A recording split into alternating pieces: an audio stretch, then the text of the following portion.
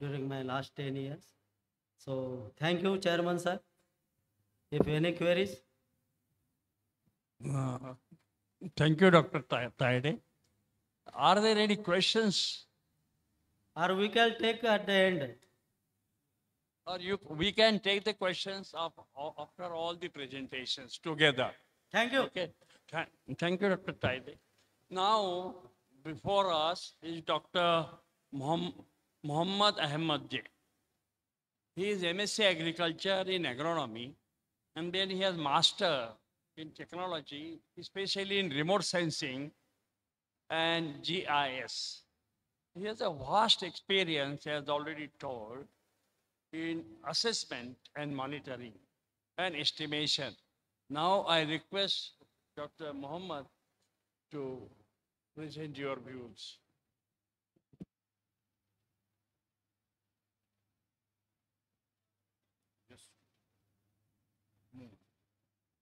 इसके बाद वो ये विंडोज पे करना हाँ मूव नहीं हो रहा स्लाइड्स इसके बाद एक प्रेजेंटेशन उनको ऑनलाइन भी दिखाना ये वाला फर्स्ट ऑनलाइन दिखाओगे क्या एक स्लाइड के बाद ऑनलाइन एक स्लाइड के बाद online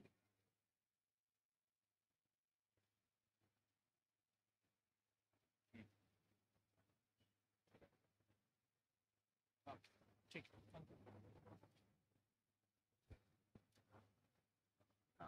distinguished chair of this session, honorable speakers, my dear delegates, good afternoon. I am Muhammad Ahmad. So here I will be briefing you about how in ISRO we are using this remote sensing technology for agricultural applications, and I'll also tell you how this we can use it in our sugarcane monitoring. So before that, I would like to brief you about our organization, what all certain data sets now we have released it for free. And also certain portals that would be directly be useful for both the universities and the industries, and including the data sets that are now available for you to use and develop the products of research and products that are directly useful to both the policymakers as well as the farmers.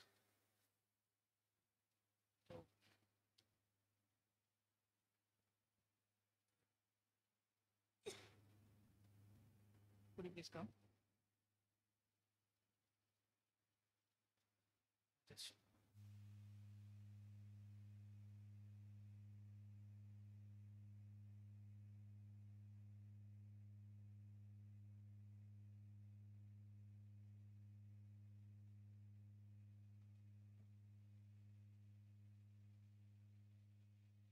I just thought of showing you some of our portals.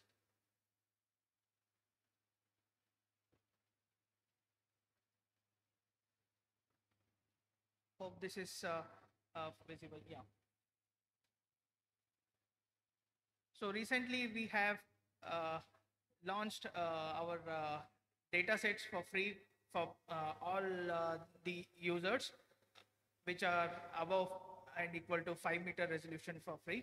Both our all the Indian satellite data sets. So these data sets here you can see.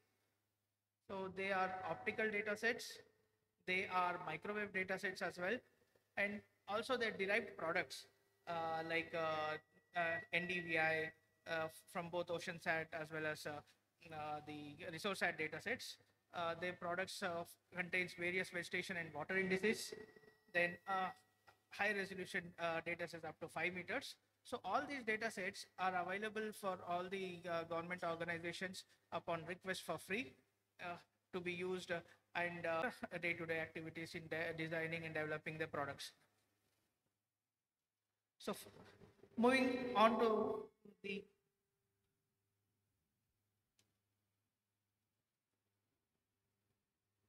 so here a small interruptions would be there for you because I will be browsing from one to another. Yeah. So this is a portal from where you can download these data sets. It is called Bhunidhi, present in National Remote Sensing Center's website, bhunidhi.nrc.gov.in. Here you can browse, log in, and then browse the data sets, all optical, then microwave data sets that are available here for download. So this is, and you can see even during Kharif season, the entire India, you can have a cloud-free cover, and continuous temporal data sets would be available from this website. And this year itself, in the month of January, this has been made available now. So with this briefing, I would like to take you to my presentation.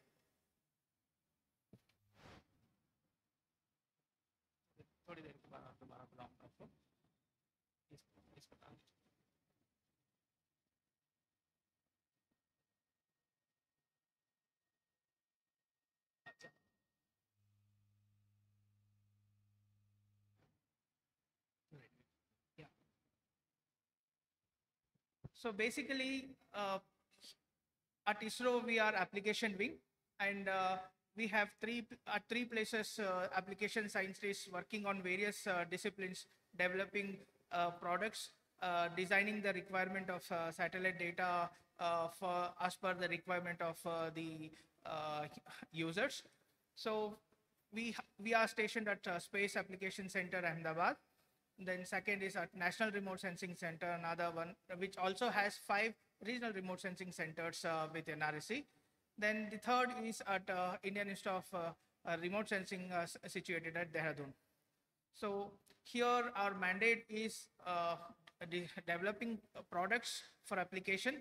Then at the same time, we also at NRSC download all the remote sensing data sets, process it, develop the products which are now in an automated mode, and transfer it to the user agencies like that.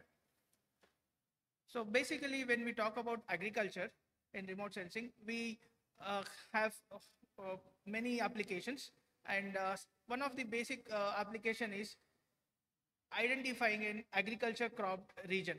So it is not crop specific, but a crop generic. So on a seasonal basis, both Kharif, Rabi, and summer season.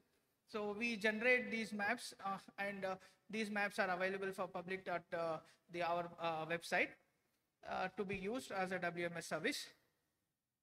And further, we are using these data sets in identifying the start of season, then use these data products in terms of their vegetation indices for crop condition assessment, and integrate these data products with meteorological data sets for designing various applications in these like agriculture drought, then crop production forecasting, and all such things. Then further, we also graduated, and we are also carrying from past couple of decades the crop area assessment, and initially we started with rice, and then now many crops identifications have been operationalized, and recently from a past few years, Mahalanobis National Crop Forecast Center has been set up at Delhi under Ministry of Agriculture. So wherein they carry out these operational crop area and production forecast for 8 agriculture dominant crops, including sugarcane. Then we at ISRO further refine these methodologies, improve them, and then keep supporting these agencies along with the state departments as well. So in this line, recently we have started implementing STEC, which is a program or a scheme wherein we are incorporating this technology for yield estimation. So basically right now it is the first couple of years for rice, then followed by the other crops, wherein all these operational 8 crops for including sugarcane will be taken up. And basically here what we are doing is forecasting the yield through these remote sensing techniques, and we are moving away from, we plan to move away from these crop cutting experiments, which will have its own inherent limitations. So initially in the first year, 30% of this CCEs would be done away through this technology based is for rice yield estimation.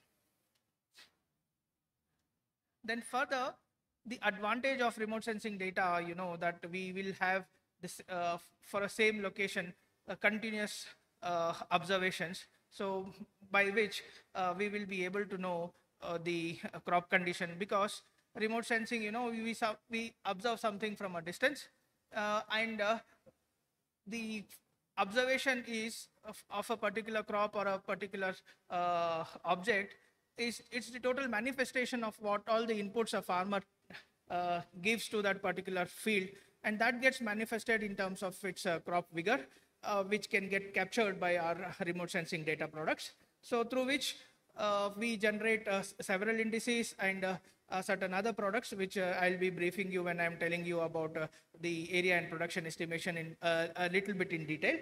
And further, we add soil moisture component into this, rainfall anomalies, and we have right now come out with a decision support system for agriculture drought assessment as per the manual of agriculture drought, which I'll also like to showcase here in one of our portals, as to how spatially on tehsil basis right now in this portal for entire India, we are assessing agriculture drought and apart from drought, we also have, because of extreme precipitation events, floods that are happening, and these inundated regions, are mapped at within 6 hours of the incidents, and then that particular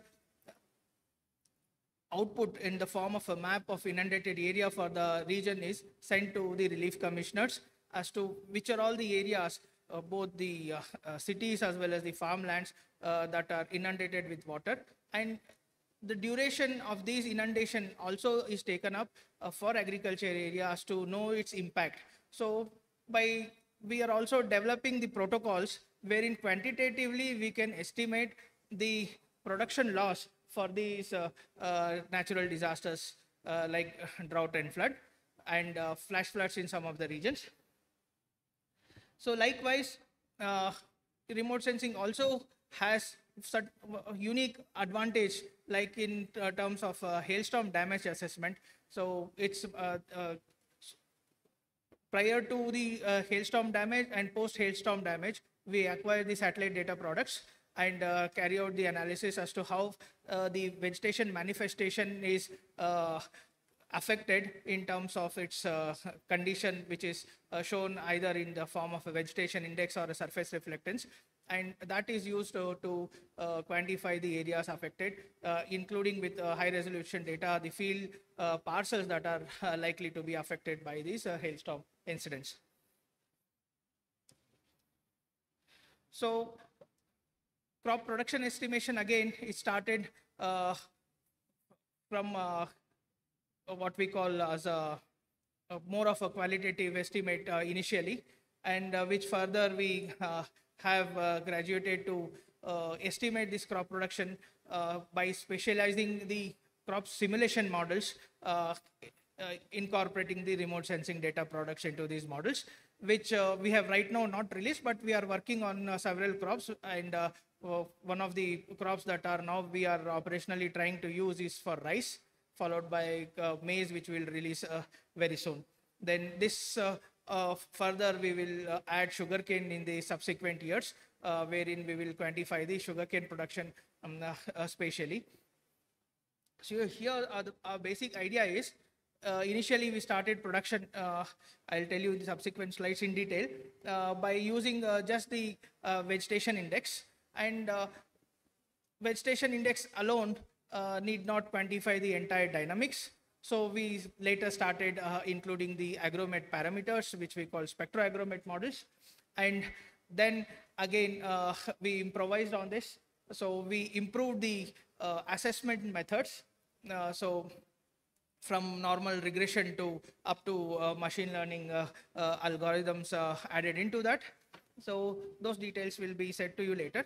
So before telling you in detail, to the persons who are new to remote sensing, just wanted to tell you by this very known graph that how these spectral response of vegetation would be when we see through our satellite data products. So basically, this is a spectral response curve from 400 to 2500 nanometers as to where these peaks and dips are there. Like for example, we have the chlorophyll absorption bands somewhere around 500 to 600 and centered around 500 and 600 plus nanometers. We have a peak reflectance curve at a near infrared region. Then later we have the moisture absorption bands. So at the near infrared region, the peak reflectance is also due to the canopy architecture, the intercellular intercellular water content as well as the space that is there. And further, when we move ahead, so these spectral response also would be characteristics of water absorption, then the presence of nitrogen or chloro. So such components also, so those details I'll be briefing when I touch upon how hyperspectral data can also be used for various applications. So this is one of the broad methodology here. What I have showcased is used at our Mahalanobis National Crop Forecast Center. So wherein we are giving the forecast, production forecast. So like pre-sowing, then early season, mid-season, and the revised final forecast. So for which in the pre-sowing forecast, we use the econometric methods. Then we include agrometeorological components in the early sowing forecast, and then the field observations by the terms of ground truth. And so such information is included along with the satellite data reflectance components into this for mid-season forecast, and the temporal remote sensing data and fields observations together for arriving at the final forecast. So in this way, we are integrating the crop production forecast by incorporating space-based observations, agrometeorology, and land-related observations. So this I just wanted to brief you before I take you to the actual sugarcane crop monitoring. So friends, here I would like to say that there are more than 100 papers or many more than that which have dealt using geospatial technology for sugarcane crop monitoring, which is both crop acreage estimation, then crop condition, then crop production forecast, and all such things. So basically, when we see geospatially, we can initiate this by sugarcane crop mapping.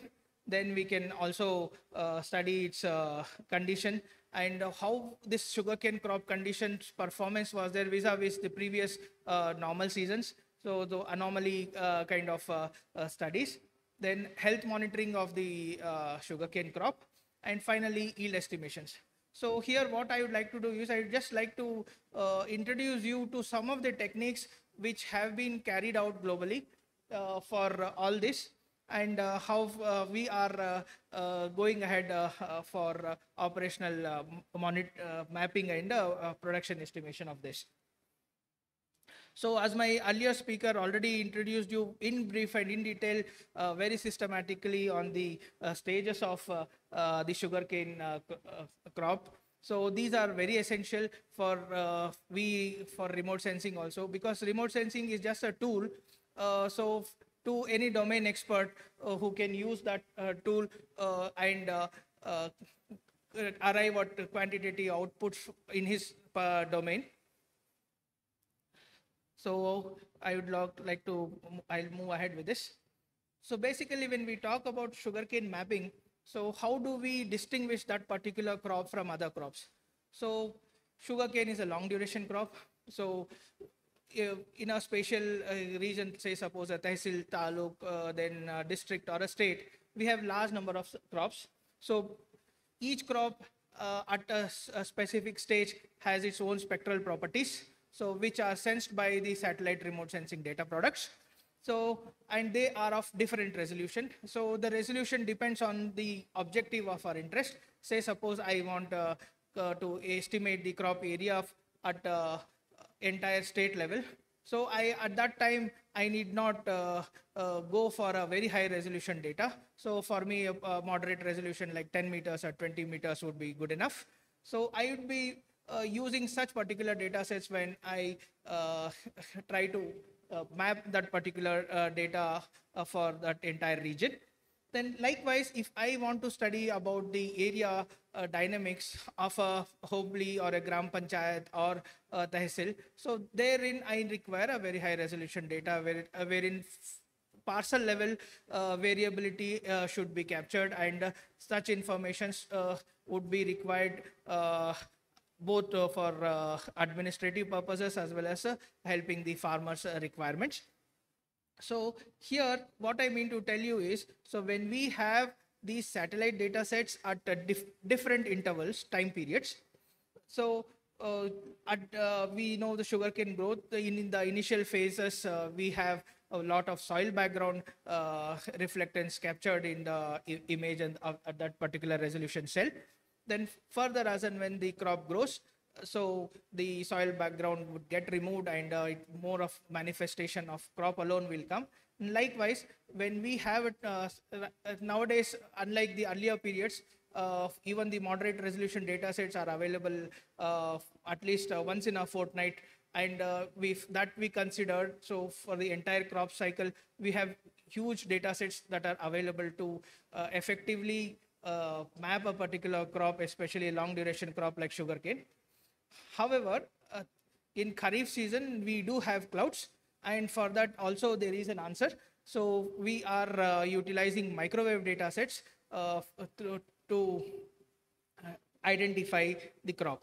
So basically, when we want to identify a crop, we would identify a specific window wherein this particular crop can be easily distinguished from the other crop. And when we have the number of satellite dates, I mean the temporal data sets, is if it is a limitation, or else if with the temporal data availability, then this also is not an issue.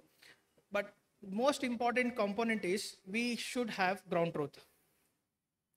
So ground truth is extremely essential.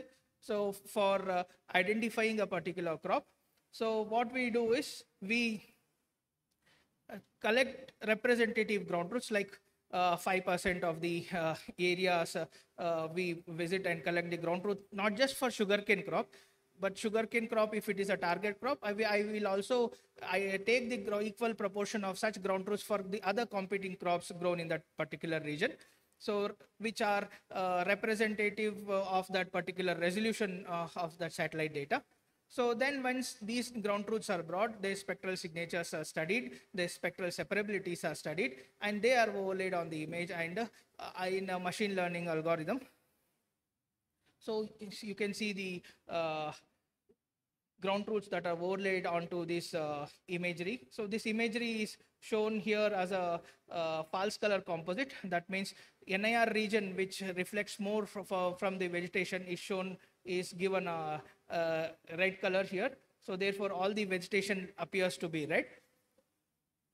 And you also can see the bottom, some 4 pictures are there of the same false color composite. So you can see that this especially ground truth is taken when the sugarcane is mature.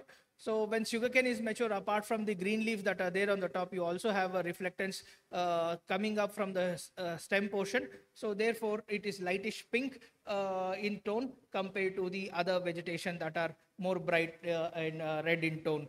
So these inputs are incorporated, and this is one of the methodologies we adopt for area estimation.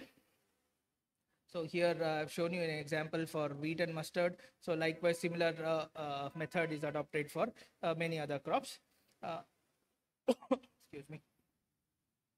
So here once we have these temporal data sets, ground truths are collected, we overlay this, and in an appropriate machine learning algorithm, we execute this and classify the crops. And later, we also have around 20% of this ground truth available with us, with which we use it for validation. And if the validations are results are not accurate, we will again rerun this model with more number of ground truths and improve this accuracy. And I'm happy to say that for majority dominant agriculture crops grown here in India, so we are able to get an accuracy of 80% and beyond. So this is an example of the adjacent district which is there in Karnataka, Gulbarga, where sugarcane and tur crop is dominant. So we have shown you this. So likewise, this say suppose an example of output of a classified image for crops that are grown in that region using a random forest algorithm. So likewise, we have many other algorithms, classification algorithms that are there, and each algorithm has its own advantages and disadvantages. We should know those things before we implement that particular algorithm for identifying that particular crop. Because it is not just for that particular crop, it also depends on the data availability with us, the ground truths that are available with us. So based on that, we have to judge which particular algorithm suits well, and many literatures are available for what are the specific advantages and limitations of these machine learning algorithms. So I would like to show you one more method which was carried out in one of our by one of our colleagues. So they have also both combined this machine learning algorithm and the unsupervised algorithm also, and together to come out with the classified output of sugarcane crop. So likewise, when we see the literature globally, there are several sensors that are available. There are several algorithms that are available. Sorry, my slides might not be so much visible to you, but here I have listed down some of the algorithms that they have used, and you can also see the accuracy percentage for each of this. And few of them have been recently been used. Maybe therefore the variations in the accuracies are varying here. And you can also see the spatial resolution. As and when the spatial resolution increases, the overall accuracy also has increased. And at the same time, improved algorithms have also improved the overall accuracy in identifying that particular crop. So this is in brief about the crop area estimation. So when we go about monitoring of crops, so I'll show you one of our portals here. I'll show you one of our portals here as to how we have processed the satellite data and kept it on a web page, wherein your own ground truth, you can type it there, and you can observe these profiles, previous year's profile in the terms of vegetation index. So as to how it was in the previous year, how it is in this year. So basically, these reflectance characteristics, they are a linear combination of spectral reflectance of plant material and the underlying soil. So these observations, are characteristically determined by the quality of the optical data. Why I'm telling you this point is, these satellite data sets, they are captured above the surface of our atmosphere, maybe around 300 kilometers or 400 or 500 kilometers above the Earth's surface. So these data sets have to be corrected first and brought in the apparent like ground reflectance, similar to ground reflectance, wherein in between you will have the atmosphere. So you have to correct these data sets for atmospheric effects and all. So earlier, everyone used to do it on their own, but now we have analysis ready data. So that analysis ready data you can directly use for classification or any other works of our interest. So here I'll be showing you now the portal from where you can visualize this, and I'll also take you to our drought portal, so which is called Krishi DSS, recently launched. So there also I can show you. Here, correct. One more.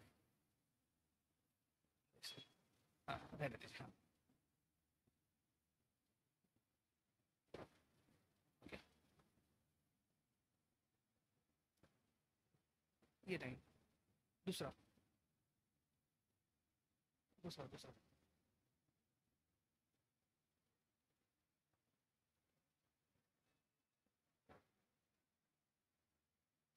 So this application was shown earlier by our ISRO's main page.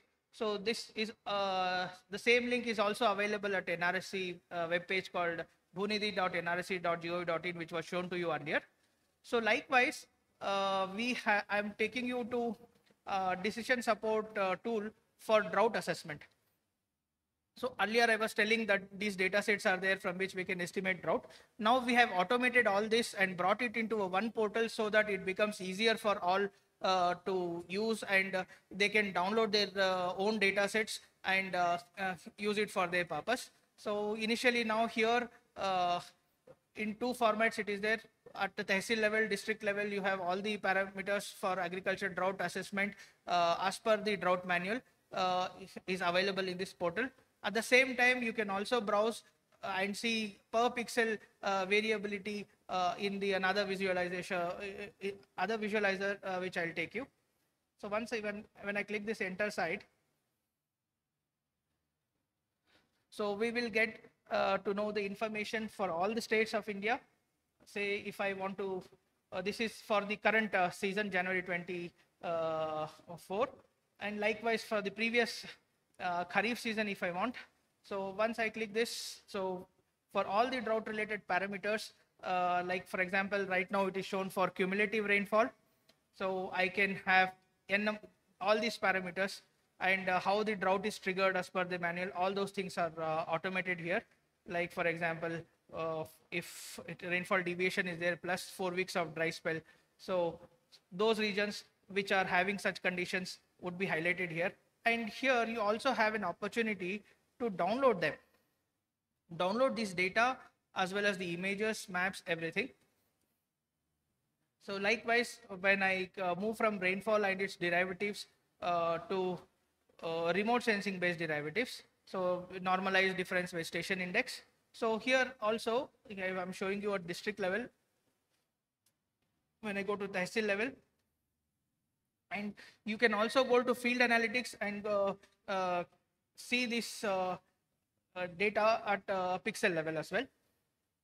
You can see the NDVI deviation with respect to normal year as to how much it is deviating, and that deviation, how it is gradually changing from the sowing Kharif, start of the Kharif season till end of the season, and how drought is triggered. And once you get to know that these districts are affected, and drought is, you cannot declare drought unless you go to field for 10% of these sites and verify these sites to have at least 50% reduction for these 10% sites, and then only you can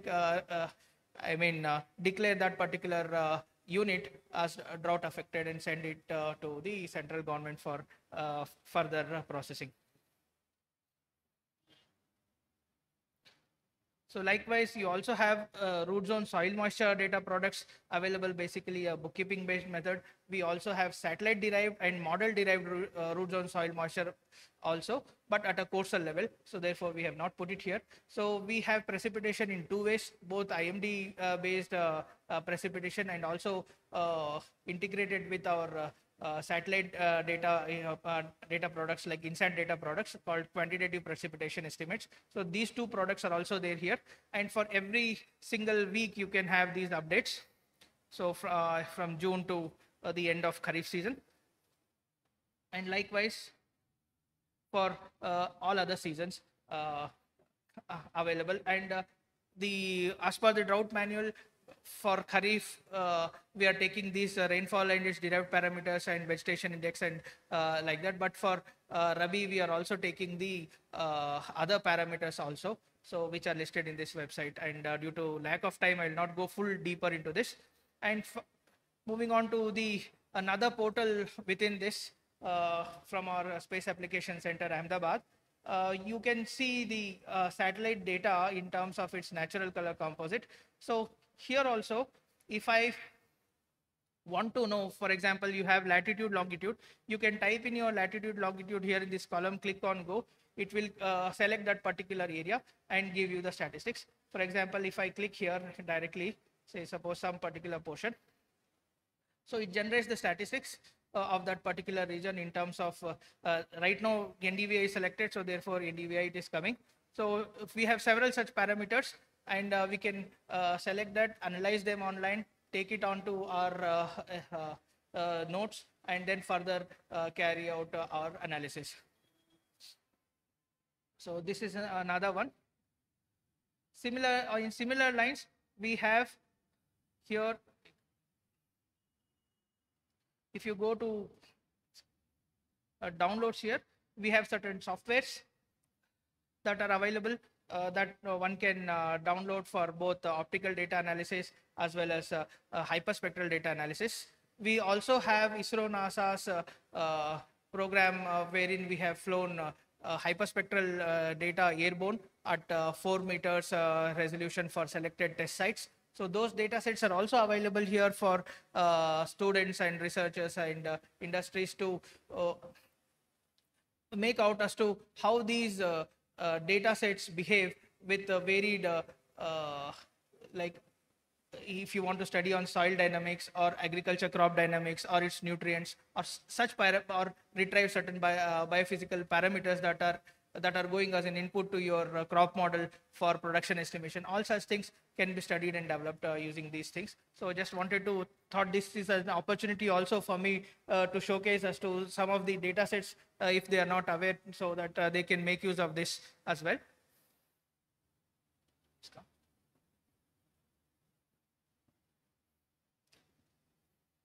So here, this site within Bhunidhi Vista, apart from our Indian satellite data products, so we also have other free satellite data products like Sentinel-2 data sets that is there at 20-meter resolution, optical data, then Sentinel-1 microwave data. So all these data sets also are here for Indian region downloaded, and they can directly be transferred onto our systems. So apart from this, one more product that we have is from Bhuvan, like land use, land cover, and such thematic data sets can be called as a WMS layer in QGIS, and you can carry on that as an input data for your analysis. So I am done with this portal related components. So I'll now show you. Yeah. Okay, thank you.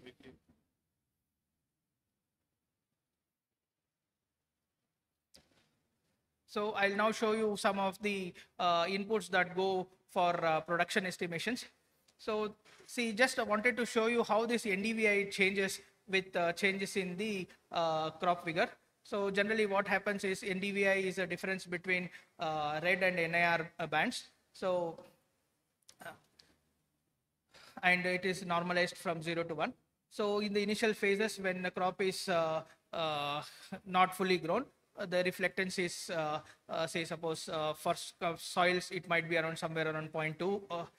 So as and when the crop grows, so it gradually increases, and at peak vegetative state, it will be at its maximum. And further, when the senescence starts, it comes down. It gradually follows our crop's sigmoidal growth curve. So NDVI also has a disadvantage. It might get saturated at peak vegetative stage. So we also have certain other vegetation indices like enhanced vegetation index and indices that take care of the soil background like SAVI and its related indices. So such indices, are used together also in production forecasting, and certain researchers have got very good results in estimating the sugarcane production. So this is the example what I shown earlier. I'll skip them. So this is an example where for the flooded regions, we make use of the microwave data and identify the flooded cropped areas. This one is another very important data which I thought of sharing with you all. It is on the actual evapotranspiration. It is a daily. It is available at daily time step interval for entire India. So at 550 meter resolution from 2019 till date, freely downloadable calibrated data sets. So these data sets uses SAUMI NPP as one of the input for calculating the actual evapotranspiration product using modified Presley-Taylor method, because Penman Monteith we cannot use everywhere, as it is data it requires more of data sets, and so much of data sets we cannot use it through our remote sensing and derived products. So this data sets, we have had a we have a collaboration with VSI also, wherein we have installed Flux Tower, which both we use for calibration of these data and validation of these evapotranspiration products. Likewise, several such Flux Towers are installed in India, and simultaneously we also use it for our carbon sequestration studies. So these data sets can be used for production estimation as well, and irrigation scheduling, or like our earlier speaker was telling, for improving the irrigation. So through IW by CP ratios he was telling. So there we can use this component as well, spatially. So I would like to now just to break the monotony, touch upon certain important aspects of the hyperspectral data. Unlike the optical data which I was talking about earlier, which has very few multispectral bands at broader wavelengths, like 4 or 5 data bits. So here, which is shown in the right hand side of the graph here, you can see the MODIS and Landsat, only few bands are there here, as compared to the hyperspectral data that has come from laboratory or from Avery's airborne data sets.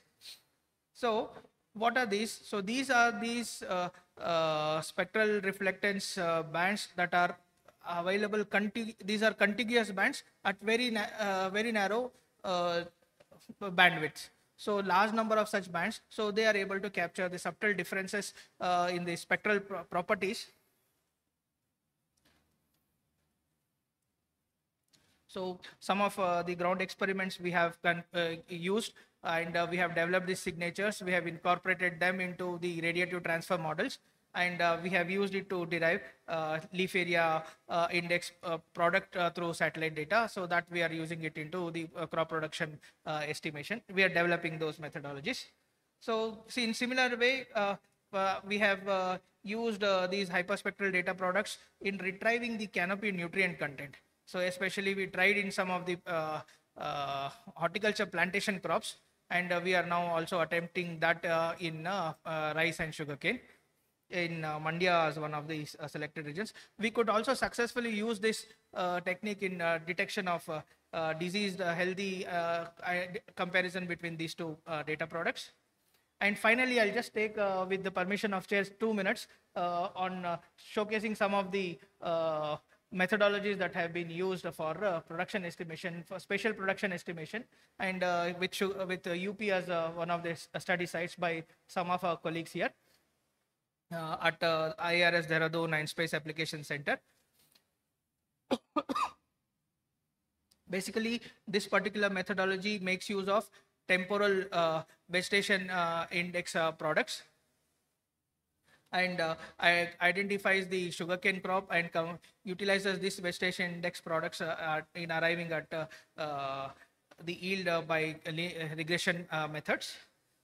The second one, which I was earlier discussing, so this study utilizes the both agrometeorological parameters along with this spectral inputs, and selects the best model and arrives at the sugarcane yield. So prior to obtaining sugarcane yield, already the sugarcane area would have been mapped, and for that sugarcane yield is estimated, and the accurate error percentage also has been shown in the left hand side, so which is with R as 0.79. So likewise, further graduation into the production model estimates using geospatial approach, using the semi-physical models, which are basically light use efficiency based models, wherein PAR, harvest index, fractional PAR are some of the temporal data products on weekly or fortnightly intervals that are taken along with the harvest index. So the net primary productivity that is generated is compared with the actual harvest index obtained to arrive at the spatial yield. So further to this, so machine learning models have also been used in arriving at the yield, and they also have shown promising results. There are several models, individual models alone have been used, and also combination of those methods have been used, and MLR is used in arriving at the final, predicting the final biomass. So this, I just had a paper from which one of my students, so we have taken a clipping, I have put it here, just to showcase that one of the advantage here compared to the previous is we also have tried to include the differential sowing dates component also into this, and adopted the same machine learning model in arriving at the yield production. Thank you for your kind attention.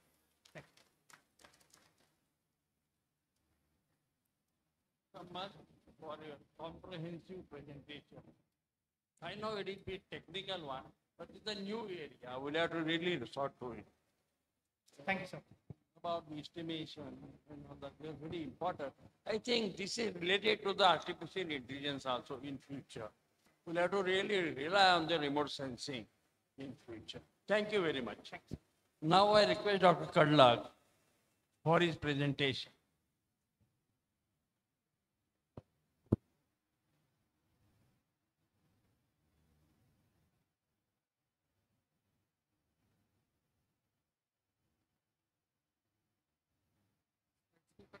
Slides.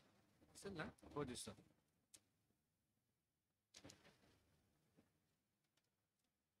Good afternoon, everyone. Honorable Chairperson, respected the speakers, Mohammed sir, Tade sir, the respected delegates, coordinator and the rapporteurs. I am before you to deliver a lecture on challenges and opportunities in sugarcane farming. Now, you all know about the sugarcane is a major and economical crop, cash crop in the world in terms of a production. The contribution of the sugarcane crop approximately to the extent of 75% for sugar. Then India ranks second in the production next to the Brazil and occupying a 4.73 million hectares of a cultivating area with the production of 376.90 million tons of the production. Now, the sugarcane crop can grow in tropical and subtropical region. The sugarcane has a C4 mechanism by which it has an inherent capacity to assimilate the carbon and convert it to biomass as well as the sucrose. And it is also a widely affected drastically by the vulnerability in the climate situation. And amongst them, the temperature and the moisture trace or the water trace, they are drastically affect the productivity of the sugarcane. Now, let us see about why there is the decline or the stagnation of the sugarcane productivity. Just our honorable chairman in the initial introductory speech he mentioned about that there is a plateau in the sugarcane productivity. Now, this is a main cause for that is the climate change. Now, every after 3 years or every after 5 years, we can experience the different types of the precipitation, different types of temperature conditions, different types of droughts. And the major hindrance of the crop productivity in the near future was predicted to the abiotic and the biotic, the traces leading to the rise in areas of the high risk of a climate vulnerability. Then the impact of the climate change is not really related with a single crop. Likewise, the sugarcane is just not the exception for that. Now, the every crop is affected with the rain and the grand growth. Now, these stages are up to the maturity. Now, the crop is passing through the different climatic situations or the different the weather parameters. And at every growth stage, either it is sufferance with the cold waves or the high temperature or the long duration of the sunlight or the short period, and likewise there is the effect on the productivity of the cane. Then the sugarcane crop is highly resilient and have an ability to cope with the climate change effect through improved agronomic practice management. Now, the agronomic management is most useful how to escape the effect of the sugarcane from the effect of the climatic, the change or the climate resilient. Now, what is the current scenario of the Indian sugarcane farming? Now, the sugarcane production is expected to be a 448.57 million tons during the current season of 23 and 24, as compared to the previous year's production of 472 million tons of the sugarcane. Whereas the sugar production, that is white sugar, was 32.97 million tons in the season of 22-23, which was 8.31% less than the past season, that of 35.96 million tons in the previous year. Whereas it happens mainly because of the decrease in sugar production of a major states like Karnataka to the extent of 9.68%, Maharashtra the most, that is 23.18%, then Madhya Pradesh 7.41%, and the Gujarat 18.22%. And the another scenario is the country sugar production is likely to be 30.33 million tons in the forthcoming season of 23-24, is declined by 8% over a previous season because of the deficit rainfall by the 5.55% in comparison with the normal rainfall situation. Now we'll see some glimpse of the major sugarcane producing states of our India or our country. Whereas the major 6 states, they are producing the higher amount of the production and productivity. Among these 6 states of our India, the Karnataka is the leading first state for the production and the area. In the Karnataka, the production is 681 lakh tons and the productivity is 116.5 ton per hectare, which is followed by the Maharashtra, having the production is 1,452 lakh tons and the productivity is 107.8 tons per hectare, followed by the Gujarat, the Tamil Nadu, Uttar Pradesh, and the Bihar is the least one. Now, this is the present scenario of the sugarcane production and productivity in the country. Now, let us see about what is the bottleneck of the sugarcane industry, where we are facing the problems. The first one is the sugar at sugar mill level, then problem faced by the sugarcane growers, then the marketing issues, and the financial problems. Now, these are the bottlenecks of where we are facing the problems in sugarcane production and productivity. Now, let us see the problems faced by the sugar mills. Now, the very first problems the sugar factory or the sugar industry faced is the short crushing season. Now, because of there is the less productivity, or there is a plateau in the stagnation of the productivity of the sugarcane, now we get the very short span of a period for the crushing. Then another one is the low rate of recovery. Now, the low recovery rate might be because of the n number of factors are there: soil fertility, irrigation management, nutrient management, crop geometry, agronomic practices. But this is the point where we face the problem, that is the low rate of recovery. Then regional imbalance of distribution. This is another one. Then the high cost of production and the competition with the other byproducts of the sugarcane is the khansari and the jaggery, or you can say the good. Then the problems faced by the sugarcane growers. Now, the very first problem or the challenge faced by the farmer is the soil fertility. Now, the soil fertility is not in terms of the chemical fertility. It is not only in terms of the physical fertility, or it is not in terms of only the biological fertility.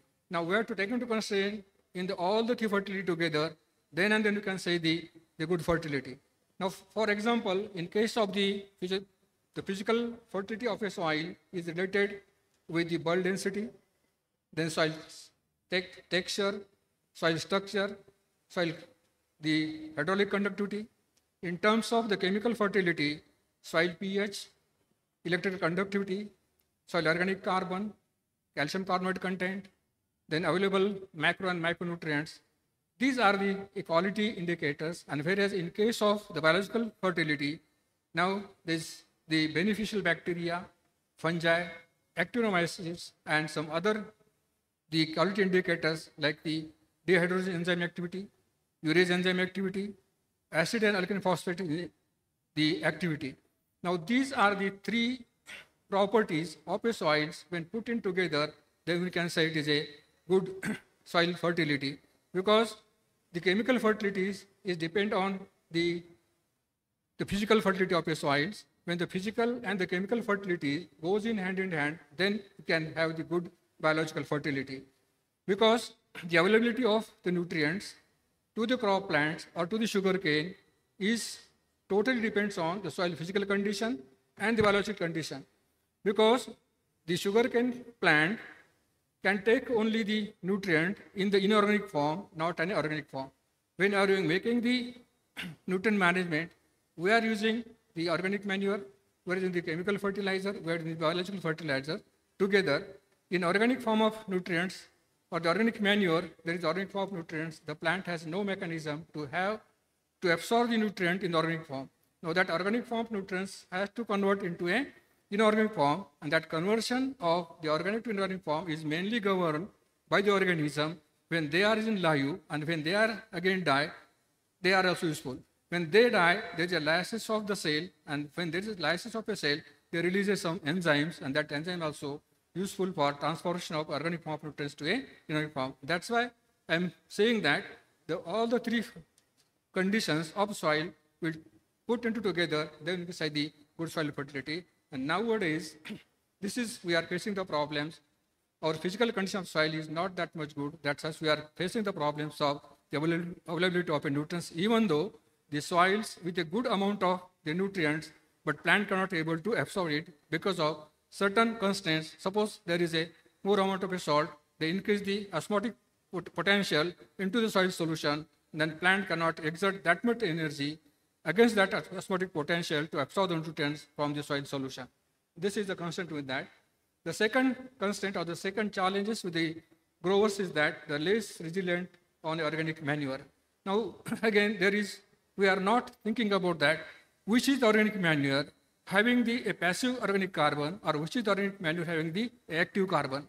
The passive carbon containing organic manures are more useful in a long term of the maintaining the soil fertility and sustaining the productivity. The active carbon containing organic manure are more useful for the season wise, but not a long term. Then the third one is the improved agricultural practices. Now this is again important. Even though we are having the good soil fertility condition, we are having the good quality organic manures, but we are not following the good agronomic practices or the improved agronomic practices, the plant will not give that much response which we expected with the addition of the good quality fertility or the good quality amount of the nutrient application. And just Thaddeus has mentioned about that, the sugarcane crop is the more responsive to the agronomical practices. Then the fourth one is the lack of quality seeds. Now this is the very pivotal point where you can enhance not only the production but even the recovery of the sugarcane. Now here, in case of the quality seed production, now it is not possible exactly in the farmer's field, but it is definitely possible to have the good quality seed production at the university level, at the organizations like the Vasant Institute and the sugar factory, wherein we can grow the breeder seed, then we can have the foundation seed and then certified seed. If you are having the 1 acre of the breeder seed, we can produce a 10 acre of the foundation seed, and if you have the 1 acre of the foundation seed, we can have again 10 acre of the certified seed. And when from certified seed to on the farmer's field or the commercial scale, again that 1 acre of the certified seed will have the 10 acres of the commercial seed. Now in this way, if you follow the 3-tier system for the sugar and quality seed, definitely it will helpful to increase the production and the recovery of a sugar cane.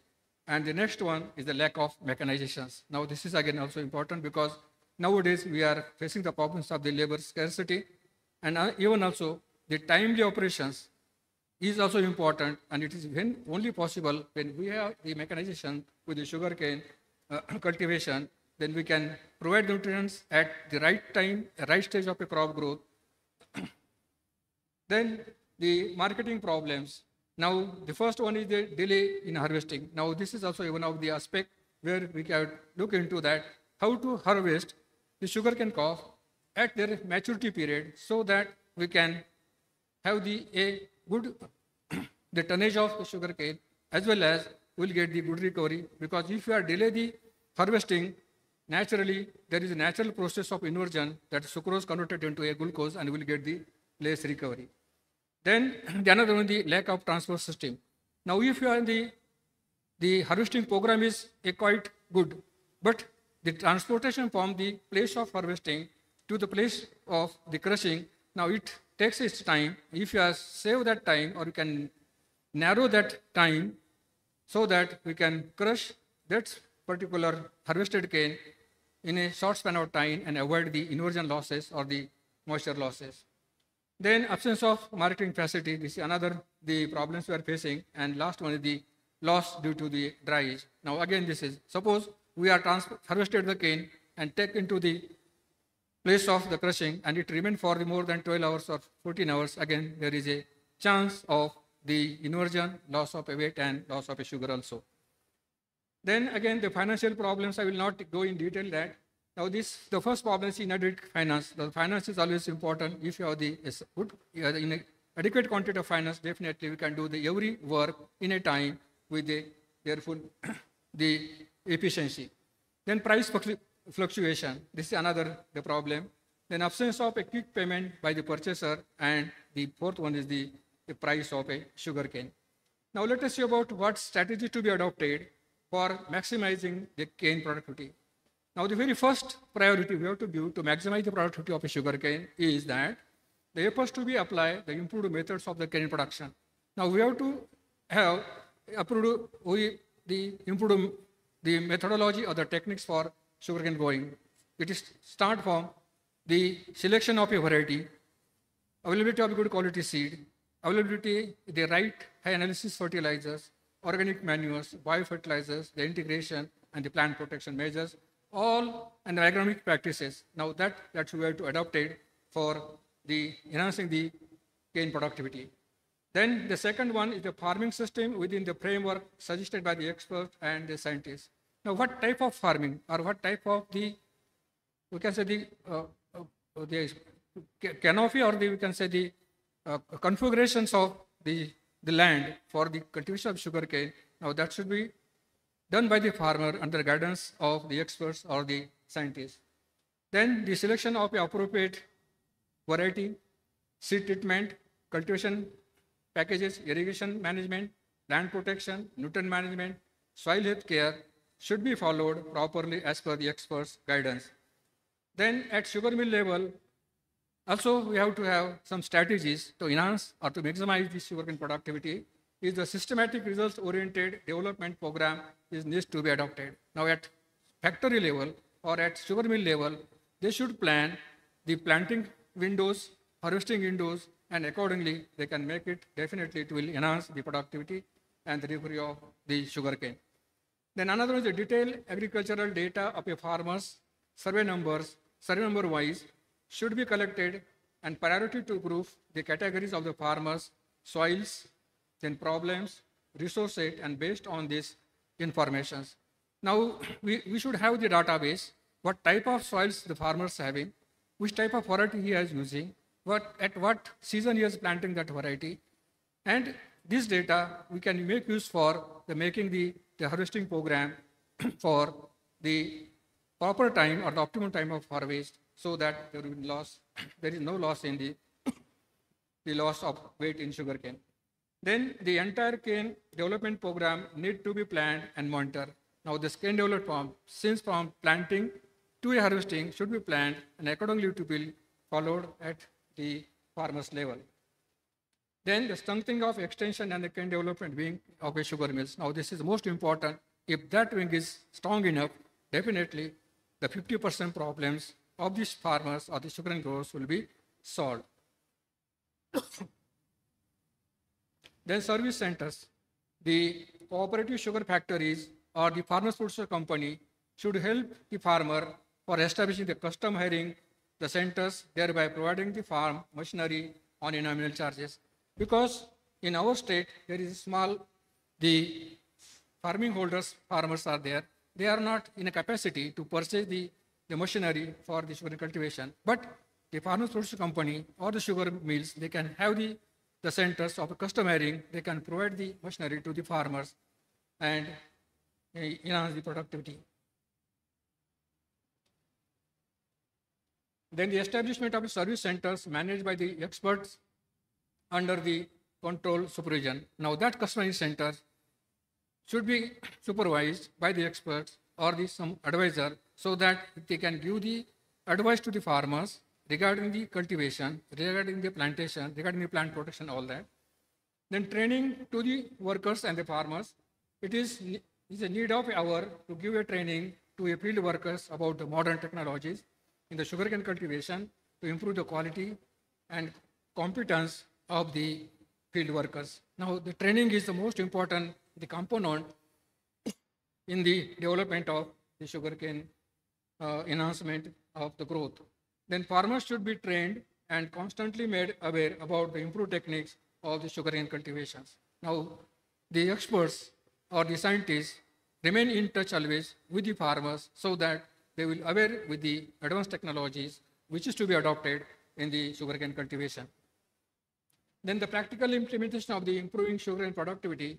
Now, the first one is the sugarcane seed program. Now, this seed replacement rate in the Maharashtra state is only 6%.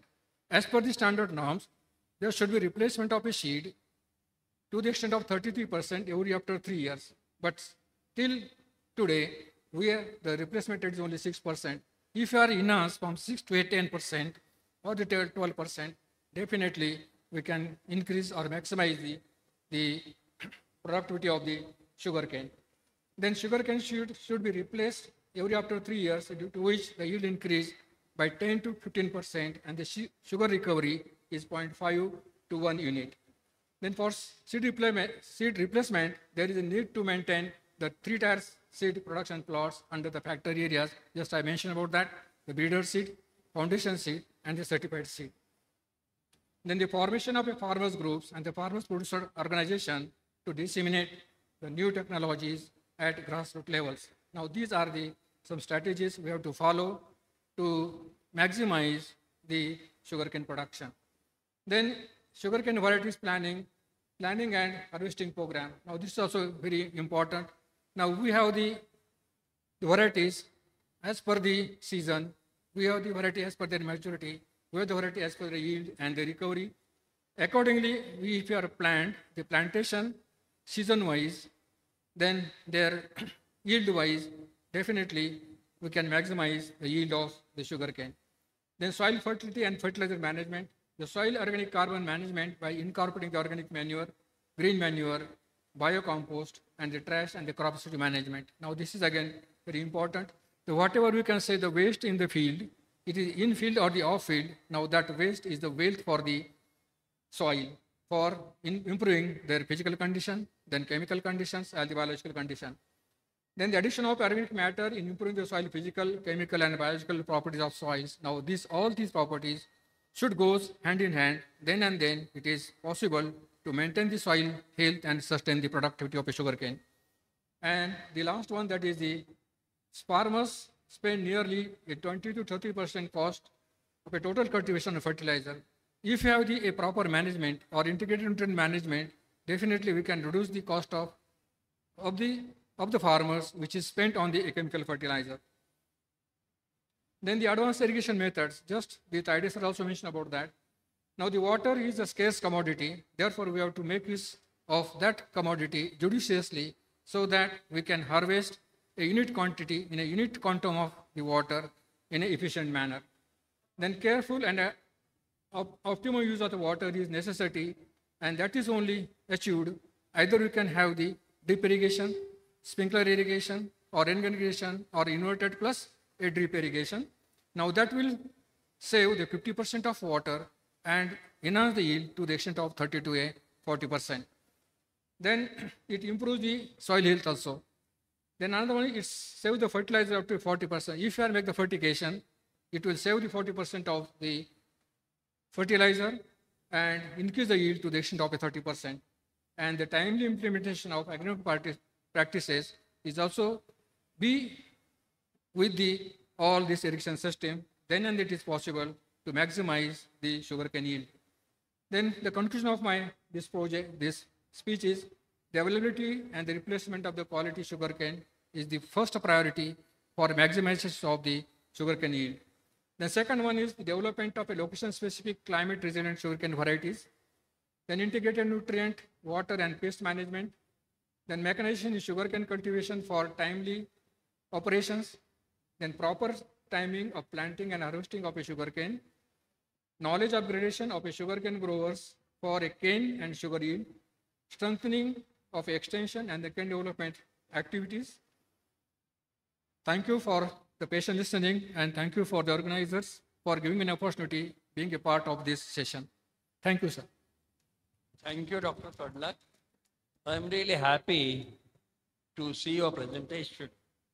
You have given the complete background, then you identified the issues, and you have also come out with what should be done. It's really very good presentation, and that is what we need to do.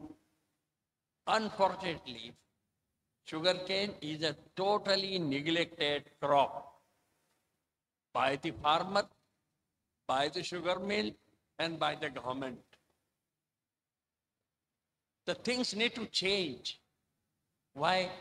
We do not have, even in agriculture colleges, anything on sugarcane. Even up to master level, we don't have anything as such in place. Only at the PhD level might be there, with exception of SBI Pune. There are MSc courses in crop production, and nowhere else I could notice. And unless the farmer, sugar mill, and government, and most importantly, research organization, they come together, I don't see any hope in improvement in agronomy of the sugarcane. Our reach is, research organization reach is limited because we have a highly technical manpower, and that doesn't reach to the field of the farmer. So what is missing link? Missing is the extension, which is totally missing. For namesake, yes, we have the department, but actual work is not done. That is my observation. As a Secretary of Agriculture to my state, I served more than 3+ years. I found extension absent. So, and Dr. Karnak, again, I thank you for identifying the issues. All issues are important, and every issue needs attention, not only by farmer, but all those are concerned with that. So thank you very much for a very, very good presentation. Now, the floor is open for the questions. If you have any questions, you are most welcome. Yeah. So thank you, sir. I have two questions. So first one for our esteemed speaker, Dr. Taide, sir. So when we consider that our farmer can take the yield more than 150 from 1 acre, so my question is that whether the sugarcane crop is source limited crop or sink limited crop. And when second question, when we releasing the different types of variety, so whether we have studied the light use efficiency of that variety or that germplasm. Okay. Your first question was about sourcing relationship. At the beginning itself, I told you that sugarcane is a management responsive. So, in both way, if you see the crop growth phases, in grand growth phase, your leaf area, LAI should be around 6 to 7. If it is not there, means it is a source limited crop. So for that reason, we have to go for the all these management practices. If you improve your source, then only you can partition your dry matter into the sink. That is your stock.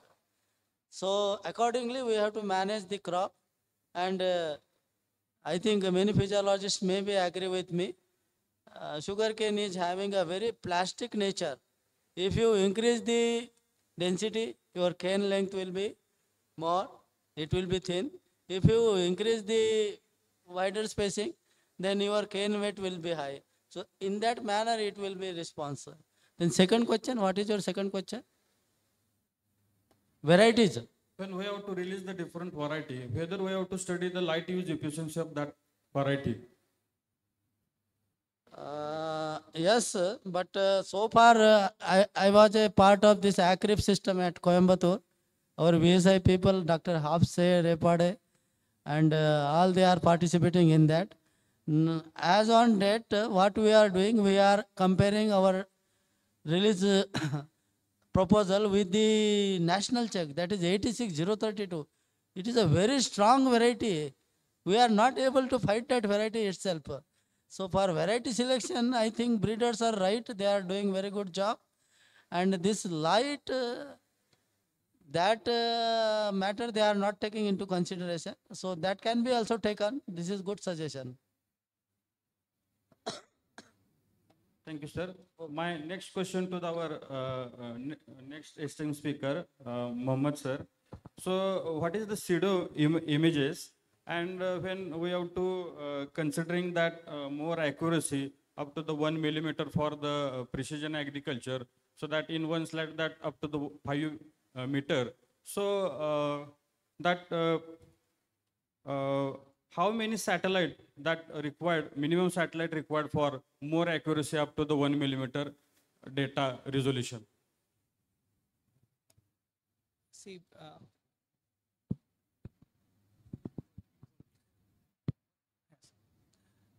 1 millimeter data resolution as such is not required. See, what we require is a continuous supply of data suitable for your research interest. Say, suppose you are studying at farm level. So 1 meter or sub-meter data resolution, is, if it is sugarcane at every fortnightly interval or at the most weekly interval, would be good enough covering your site. So right now such data sets are already available. Even ISRO has its Cartosat data set at 0.3 meters as well. Then you also have a 3-meter resolution PlanetScope data from a foreign satellite available on daily time step interval, and they give you on as a best pixel on top if you take it on a weekly interval basis. So such data sets are good enough for your studies. Thank you, sir. So any delegate have question?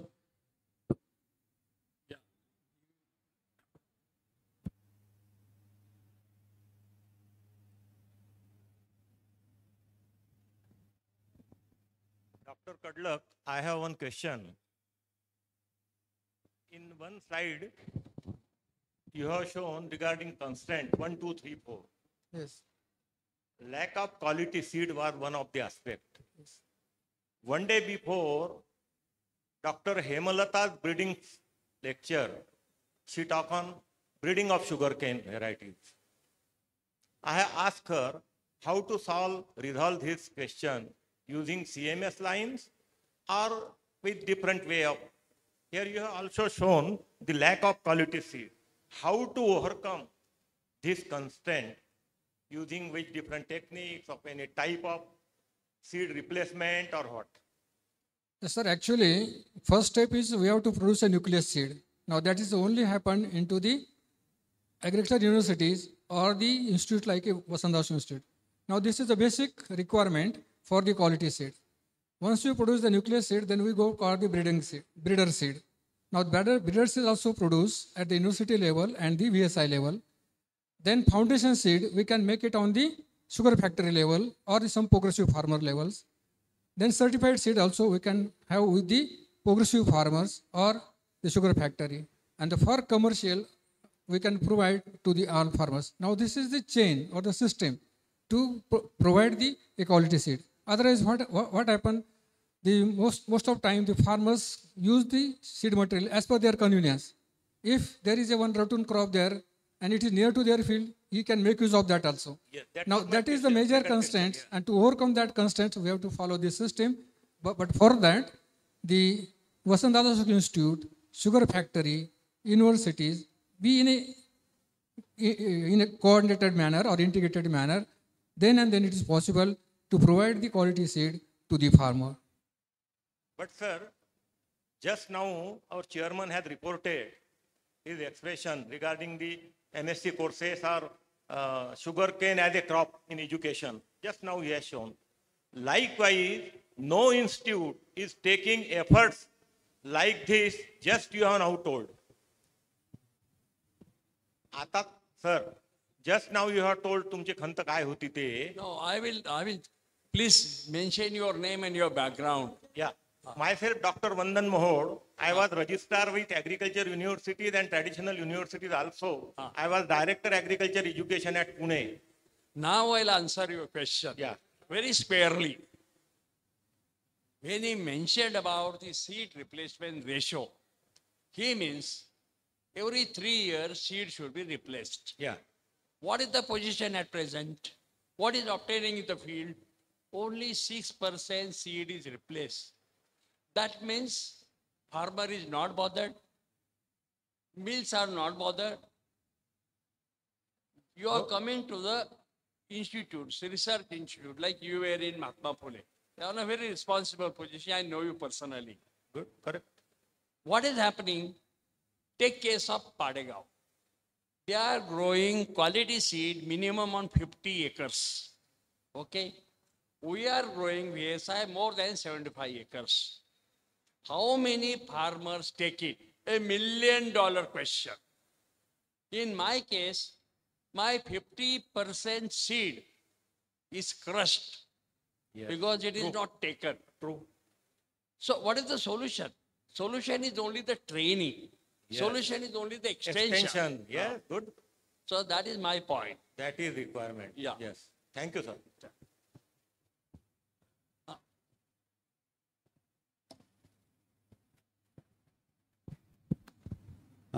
Sir, I have 4-5 concerns, so anybody can reply it. Sir, as I am from industry, I am an industry professional, so my major concern is on recovery actually. You have shown so many data regarding the yield increase and potential of sugarcane increasing yield, but you have not shown any slide concerning to recovery. So just my question is, one question is that have you seen difference in recovery in if you use clean cultivation means stubble saving with off bearing, then what's the recovery increase, and in comparison to your trash mulching, if you are not doing any stubble saving and off bearing in that particular field, so what's the difference in recovery in both things?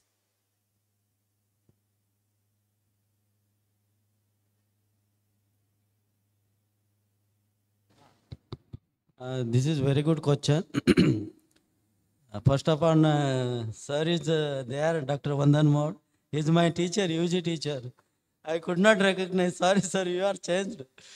Then about your question, then one question sir also asked about the education. Actually, in Tamil Nadu, we are running one course in MSc sugarcane production for the factory cane officers from Maharashtra, and entire national level people they are coming. And for 6 months that course we are running. I used to be a course teacher for sugarcane production. So like that here also in our YCMU ना वसंतराव मुक्त चव्हाण विद्यापीठ त्यांच्यासोबत collaboration करून VSI also can do such type of course on MSc sugarcane production for those students who have unfortunately could not get the admission for MSc. Only BSc student used to register that course at TNU, and TNU asked us to conduct the classes. So such type of thing can be done here also, and this is sir also told that it is very much required. So that can be also done.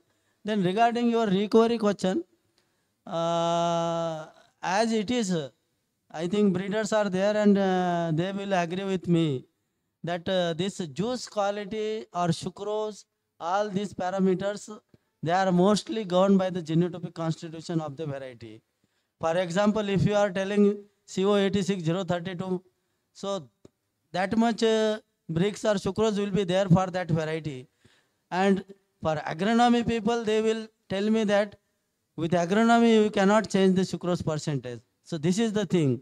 Then one more thing, environment also plays a major role. In one of my presentation, I told you that climate plays a major role in ripening process of the sugarcane. Why South India is having a less sugarcane recovery, specifically in Tamil Nadu and Karnataka?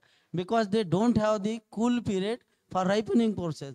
Whereas this Kolhapur, Sangli and Satara region, night temperature it should be around 20 degrees centigrade. If it is there, your recovery will be automatically changed. So this is the case. And third point, for our factory people, I will tell that I used to take one course for MSc student, that is harvest management. If you harvest the crop based on the planting date, we have to record the planting date of the farmers, because each cane officer in Tamil Nadu, there was a system. For one cane officer, there will be a 5,000 acre area. And he will take the date of the planting. And as per the bricks reading, he has to go and take the bricks reading. If it is more than 20, then only it has to be harvested. But thing is that because farmers want to cut his crop very hurriedly, with some cane weight. Some varieties are also not having that much sucrose. In Maharashtra also they are facing factory people, they are not happy with some varieties. So all three factors are there. If you harvest your crop based on the bricks reading, then this is our survey report at SBI. We have found that the recovery was increased by the 0.5%. 0.5 unit, not percent. So far there is a 11% recovery. So variety, then second one is your harvest management, third one is the climate. So agronomy, whether it is irrigation, whether it is a trash mulching, it won't have a major role in. As per my experiences as concerned, I have conducted 10-year research in sugarcane. So these are my experiences. We found non-significant result for the variety. For the Sir, sir, what were the concern? Whatever you are telling, actually, I am not agreed for that, because I have done so many experiments on that. But what you are telling, that's right. One thing I have to say that I have seen in so many areas, when a farmer get the prices either district level, division level, or state level, his yield comes in between 2,000 to 3,000 quintal per hectare, like in our state in UP. But when we take the recovery of that particular field, that recovery is too much less than the poorest field in the border field. So why it is difference? This is only the difference that the farmers is concentrated. Yeah, or we can say that the prominent farmers are concentrated with the getting the yield, but he's not bounded for the recovery. So my question is this, that for the UP point of view, or you can say in southern India also, what is the optimum level of yield to get highest recovery? If you will get the highest yield, then you will not get the recovery. So what should be the optimum yield level? As far as the UP is concerned, if you have done something in UP, then just I would like to know that what is the optimum level of yield so that I could get maximum recovery, because we are from the industry.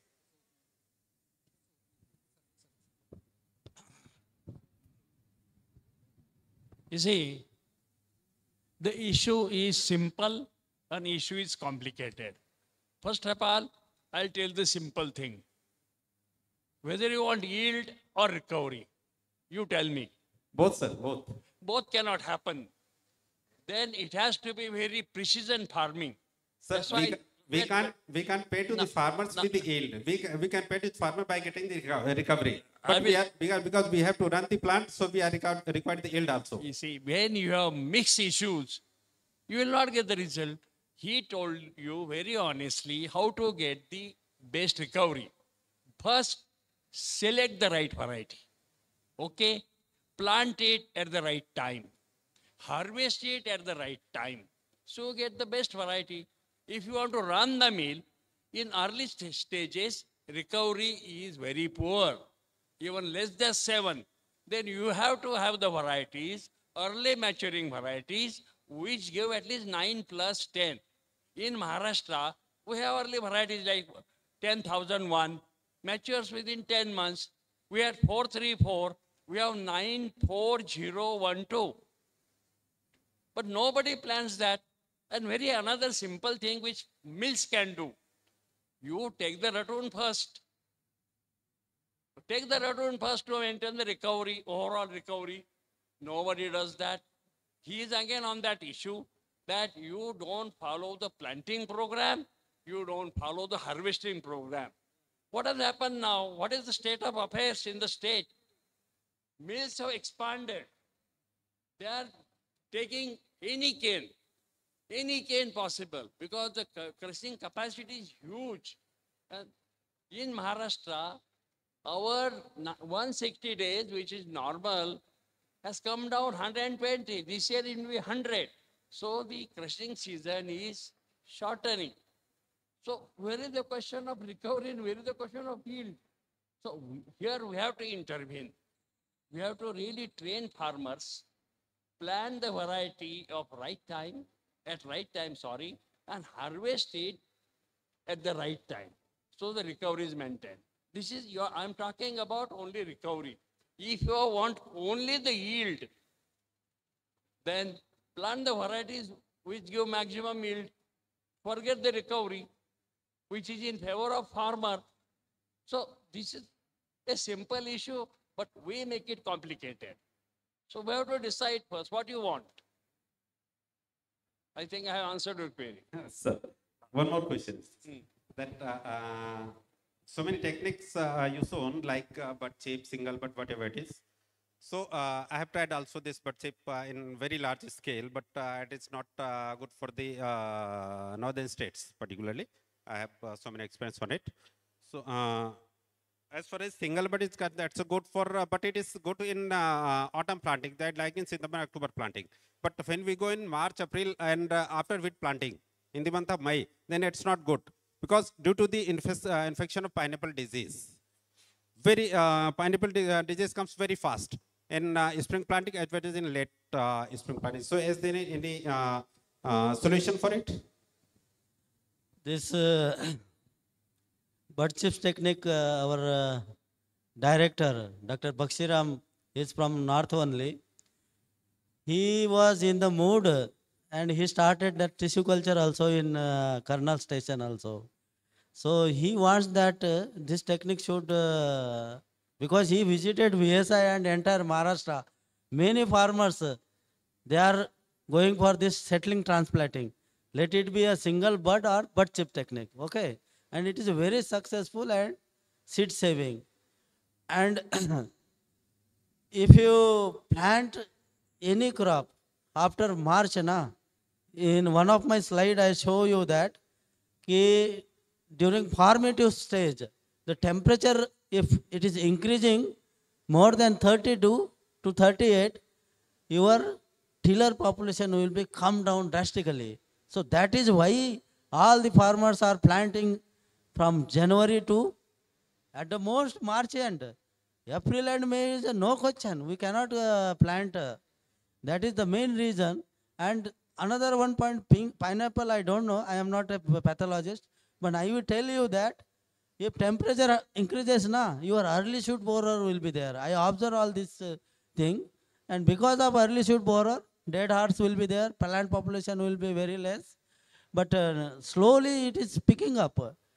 I tell you the story of this one earlier one question was there regarding the recovery. Why there is an increase in area for the CO 0238? Because of the reason that it is having a high sucrose. Because of that only you North Indian are getting the very high recovery. Now it is more than Maharashtra. Sugar production earlier Maharashtra is the #1 state. But UP crossing it because of that single variety. That is why very honestly I told you that recovery or sucrose content is the character of the breeder, genetics.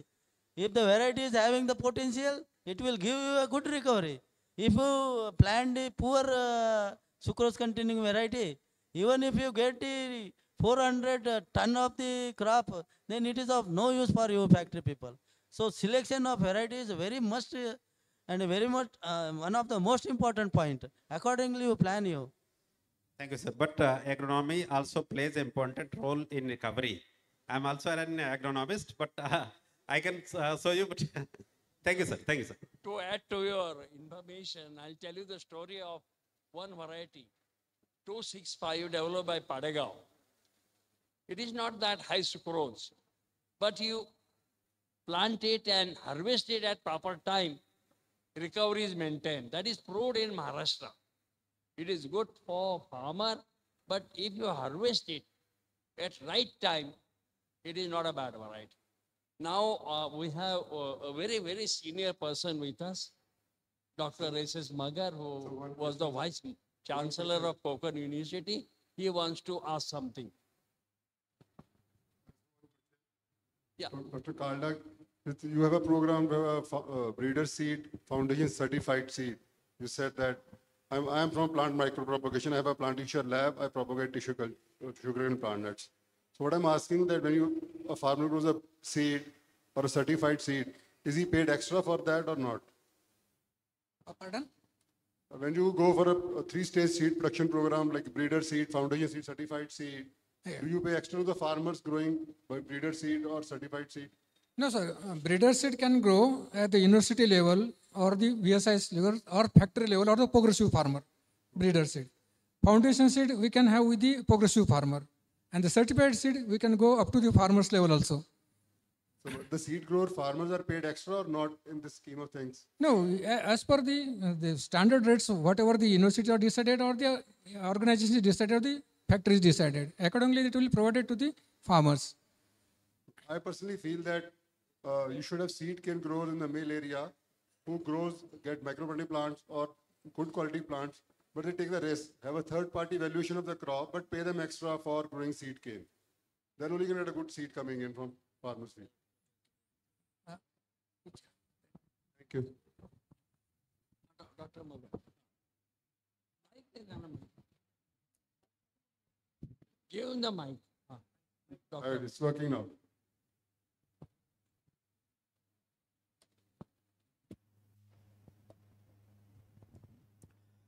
Honorable Chairman, sir, at the outset, I appreciate the speeches of both speakers, particularly Taide and Katlak. Wonderful information they have given. Basically, what is the sugarcane production or sugarcane physiology? Basic issues that has been given with reference to soil nutrient, temperature, climate, and a climate change, everything. You have given wonderful information about the soil management, physiology, nutrient management, also plant to some extent plant protection, etc., etc. Now, the intelligence, discipline-wise intelligence is really available with the scientists, whether the VSI, whether the universities or the Padega, whatever people. We are proud of it, definitely proud of our scientists. And Dr. Kadlag has given very good, that was my concern. It is extension part, how to reach this technology to the farmer. Honorable Chairman he's a very panic that way. I know very well him. He was, when I was the Vice Chancellor, he was secretary. And all day in the meetings, he used to tell us, oh, it's all right for a science and technology. You tell me about a transfer of technology. This is what he's doing the same thing. I appreciate both. But my question pertains to third speaker. Is Mohammed, he's a remote sensing person. VSI, with the leadership of Honorable President Sharat Chandraji Pawar Sahib, we had a meeting here. This is artificial intelligence for sugarcane productions. One day session it was going on. And it was concluded that we have intelligence, disciplinary intelligence, but unfortunately we are not able to bring together. And in that meeting, the Microsoft experts, Dr. Bisra was available, Nirkar was available, and they told the solutions. But it was a question, that artificial intelligence, then subsequently machine learning. You told about the machine learning also. And third is the robot. Now, what is the question of harvesting? I was a farmer, sir. Last 10 years, I am struggling for my harvesting, my sugarcane harvesting is not done at a proper time in spite of lot of people. There are so many social problems also. So my question to remote sensing is with the Microsoft, with the VSI, and with the sugar mill federation, etc., can we bring it all together and give this all sort of decision at a particular time, at a particular critical stage, so the farmers will be alert, and through the robot harvesting, through the drone spraying, so my farmers will be, I tell you, that is the only. So Mike, how could we bring the remote sensing of ISRO to a practical knowledge? Thank you, sir, for giving me opportunity. Dr. Magar, I will answer his query because he is concerned with giving the data of remote sensing. You see, we were thinking about it. We call it artificial intelligence. We had called Dr. Zawkar from Oxford University. He came, we sat together, and how to use this artificial intelligence in sugarcane. He came up with the proposal that it can be used for precision harvesting. If you harvest in a precise manner, your sugar recovery can increase by 2 units. And it's a good proposition. But during this conference, I have had interaction with, I have a scientist sitting here from Brazil, from CTC, a top research organization in the world. He is there before me. And then our keynote speaker, Ghulam Nastari, he was there in the morning. We discussed a lot about it, but so far, artificial intelligence system is not in place in sugarcane cultivation. But we have decided to sit together and try to use this for better cultivation, better production, and better harvesting. That is, we have decided. So let us sit together and whether we can come out with some project, we are thinking about it. That is there. I think any more questions? Over. So thank you very much. Thank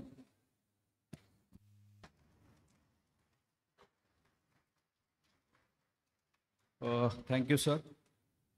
At the end, I thanks to our chairman, Honorable Deshmukh sir, who running this session very smoothly and guiding the discussion in a very great way. I also thanks to our esteemed speaker, Dr. Taide sir, who enlightened the important interventions we must need for improving the productivity of sugarcane in this ever-changing climatic scenario. I also thanks to our second speaker, Dr. Muhammad Ahmad sir, who told us about how this sophisticated technology can be driven in sugarcane farming for yield improvement. I also extend my thanks to Dr. Kadlak sir, who briefed about challenges and opportunities in sugarcane farming. So, and also thanks to delegate who actively participated in the discussion. As a token of appreciation, we present each of our esteemed chairman and speaker with a memento. So I would like to request our chairman, sir, to honor Dr. Arjun Taide by offering the memento.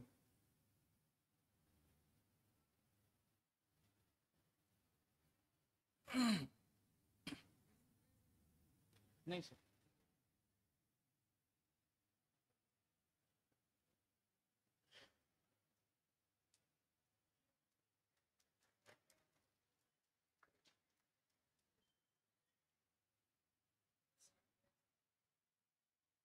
I also request Chairman sir to offer a memento to Dr. Muhammad Ahmad.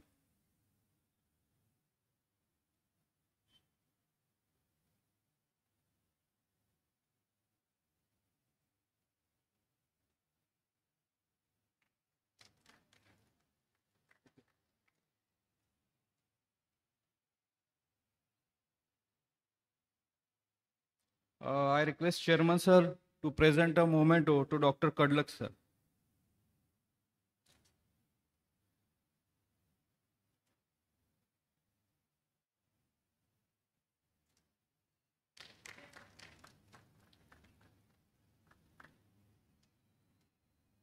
So I would like to request our Director General sir to come on the stage and honor our session speaker Deshmukh sir by offering a memento.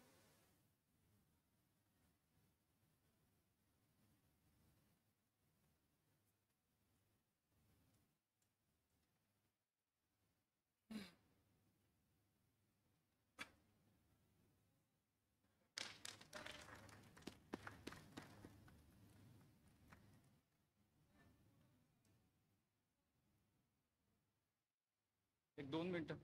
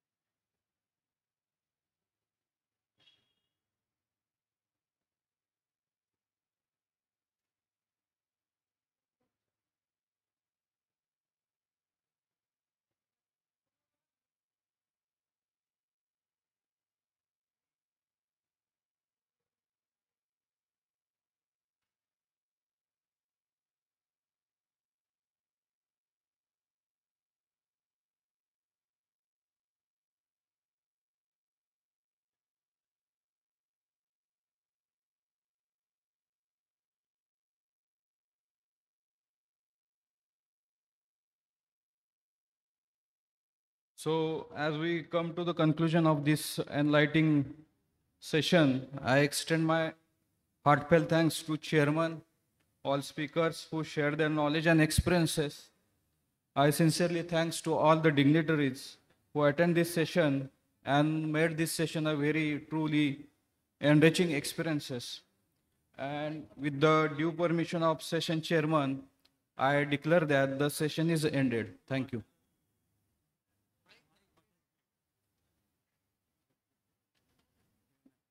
Hello. Very shortly, we'll be starting our last this thing event, and that is about uh, recognizing and awarding the best posters. So I will request Dr. Maga to please come over the dais and join us in this happy moment. I also request Dr. Mike Butterfield. Mike, you are not listening, to come over and give these awardees. Okay.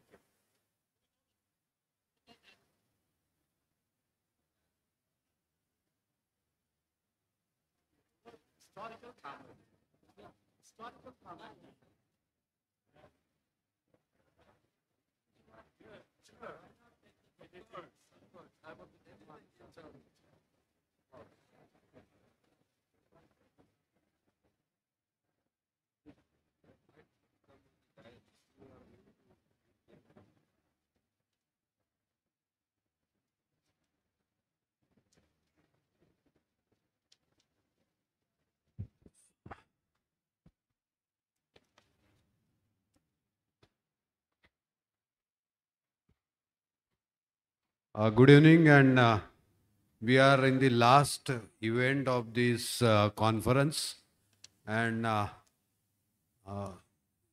you may be knowing that we had one poster presentation session also, where this time we received almost 200 posters in the different disciplines related to sugarcane agriculture, sugar processing, engineering, byproducts, and environment.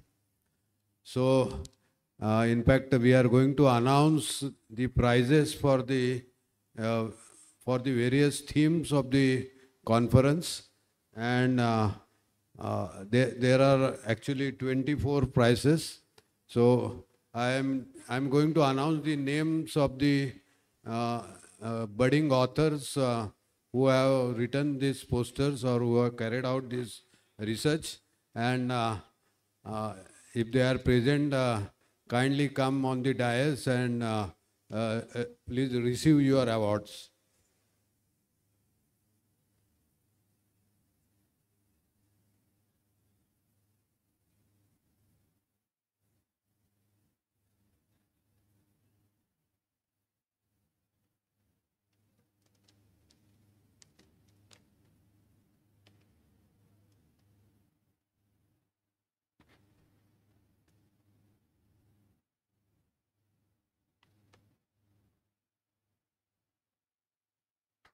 So just 2 minutes, we'll start after the arrival of our advisor, Mr. Shivajirao Deshmukh.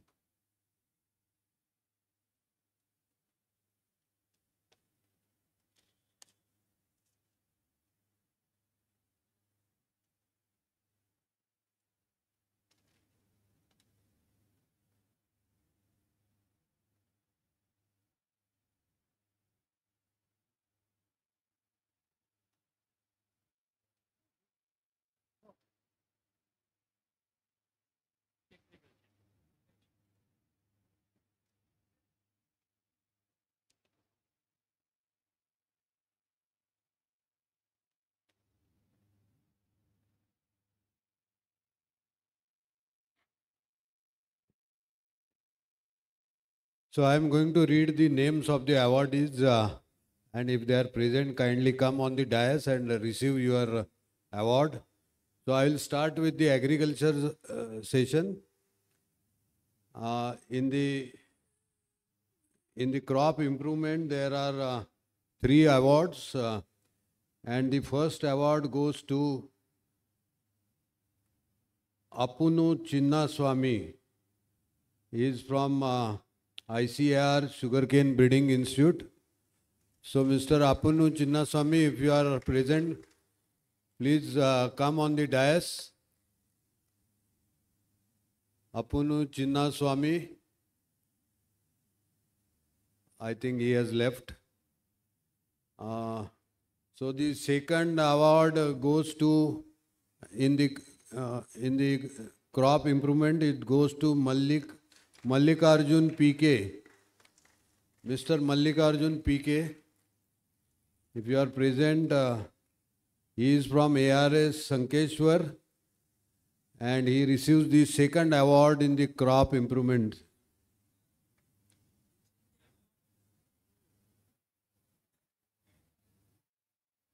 Yeah, we have one memento, one certificate and the cash award of rupees 3,000 rupees. You see, we are not only giving memento, but it's also giving the cash awards to just give incentive to these young budding scientists to do more research.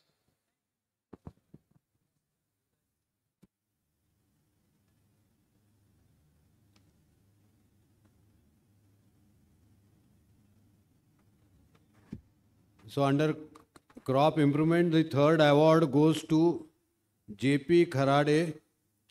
He is from Soil Science Department of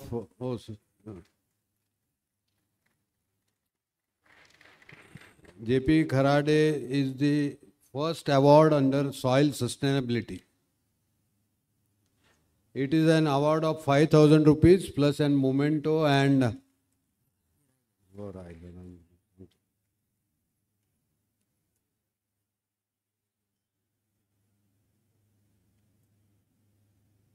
They say there are 3 awards. First award is of 5,000, second 3,000, and third 2,000.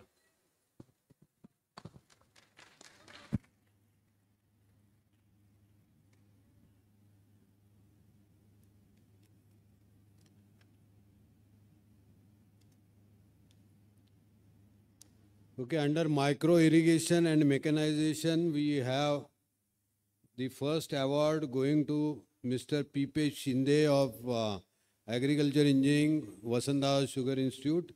It is an award of 5,000 rupees plus a memento and a certificate.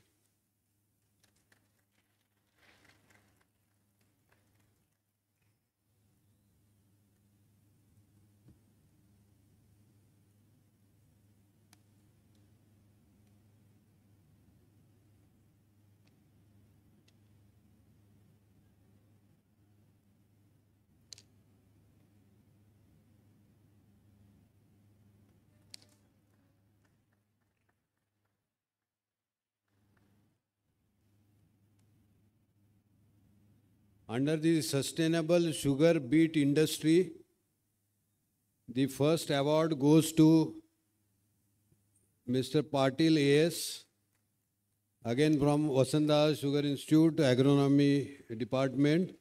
This is an award of rupees 5,000 and a memento as well as a certificate.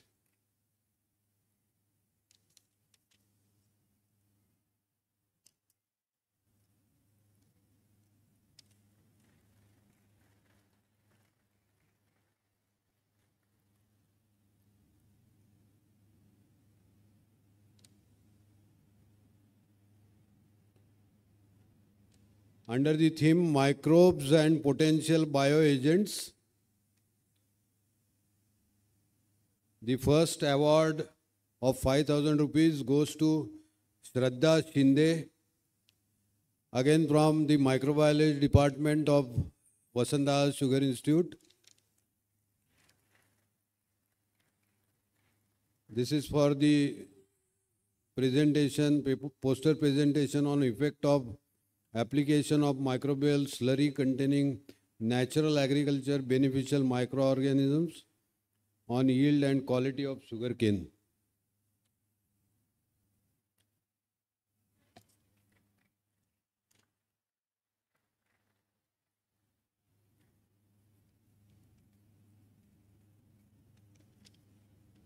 We also have second award in this theme, and this goes to Kranti Nigde, again from the Microbiology Department of Vasanta Sugar Institute.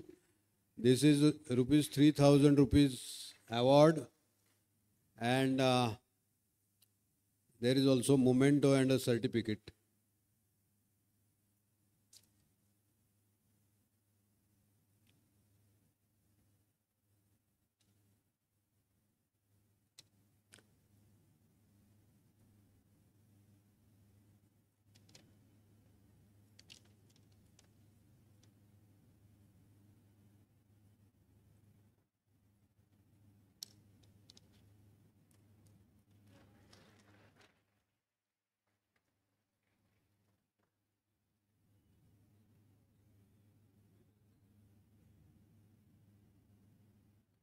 Under the microbes and potential bioagents, we have the third award also, and this goes to Mrs. Sudha Godke, again from Microbiology Department of Vasanta Sugar Institute.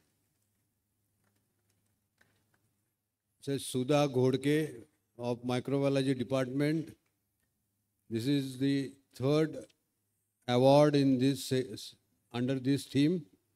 It is a 2,000 rupees cash award with memento and a certificate.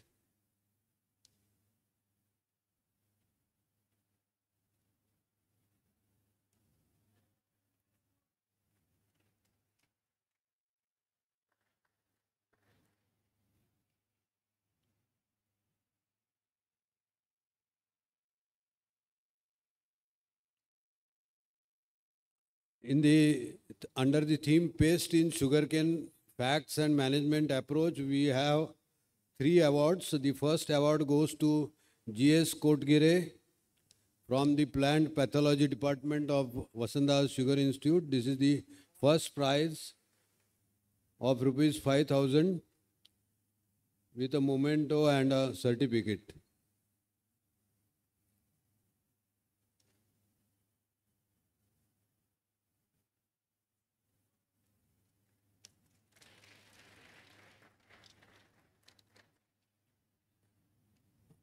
Under this theme, we had external referees also to evaluate all these posters, and under this theme, the referee were not able to, finalize between the second and third award. So they declared a second award for two scientists. So the second award is given by distribution. So it goes to, the second award in this session goes to S.V. Nalaude of CSRS MPKV Rauri. So Mr. S.V. Nalaude of CSRS MPKV Rauri, he gets the second award. The prize money is distributed, 1,500 rupees plus a memento and a certificate. And the second award in this, under this theme, goes to Bhagyashri Shinde. Bhagyashri Shinde, if she is present, can you come and receive your second award? I think she is there. This is 1,500 rupees, second award with a memento and a certificate. And under the sustainable sugarcane production and management practices, the first award goes to Anusha S. of SBI Coimbatore. So Anusha S., if she is present here, or anyone from SBI Coimbatore, if you are present here, you can come and receive the award.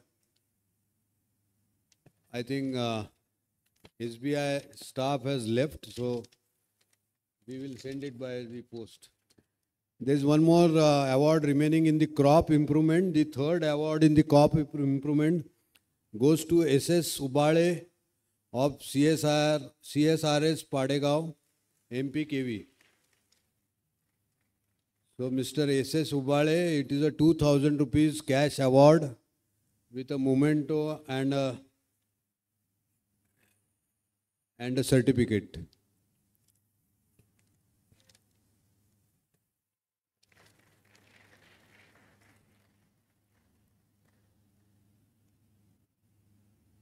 So now we will start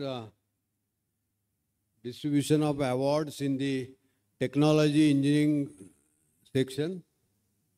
And I will request Mr. Mike Butterfield to give these awards.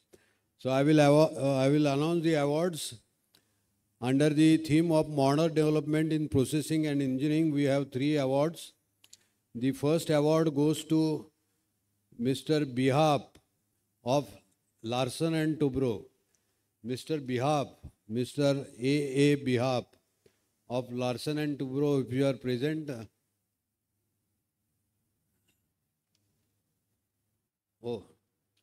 Miss Bihap. Miss Bihap of Larsen and Toubro.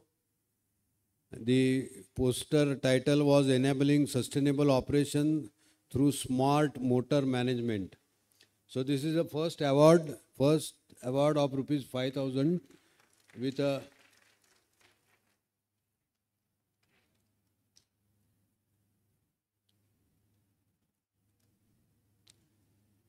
The second award in this category goes to Mr. Ravindra Takle of Sugar Engineering Department of Vasantdada Sugar Institute.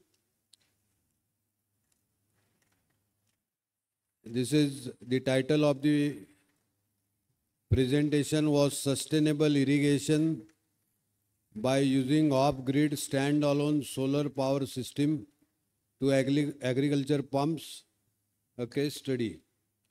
So Ravindra Takle, the second award, rupees 3,000 rupees with a memento and a certificate.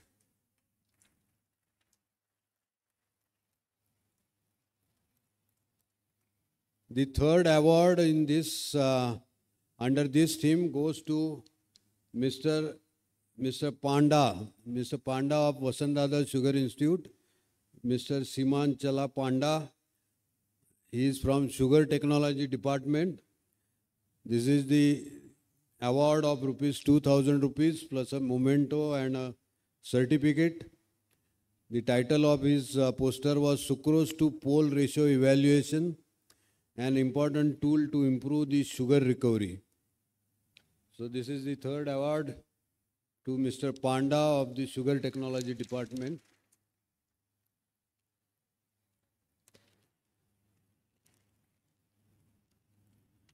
Under the theme of green technology and circular bioeconomy, again we have 3 awards. The first award goes to Mr. Pranav Nikam of Vasantdada Sugar Institute. Mr. Pranav Nikam.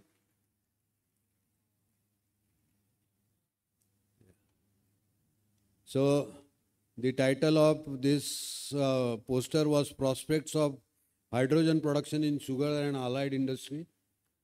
So this is 5,000 rupees award with a memento and a certificate. The second award under this theme goes to Mr. Kalyan Gayakwad of Nira Bhima Cooperative Sugar Factory. The title of his presentation is CBG Opportunity in Sugar Industry, Biomethanation of Pressmud Cake for Biogas Production. Mr. Kalyan Gayakwad of Nira Bhima SSK. This is 3,000 rupees award with a memento and a certificate. The third award in this category goes to Moshami Chakravarti. Moshami Chakravarti of Praj. If you are present, please come and receive your award. It is the title of her presentation was Lignin Valorization, a sustainable alternative to the construction industry.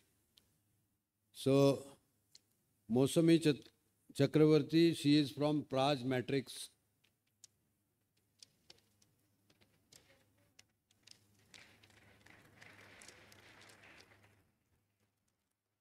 Under the challenges and opportunities in bioethanol production, we again have 3 awards. The first award goes to Mr. Ajay Kumar Soni. Mr. Ajay Kumar Soni of Praj Matrix.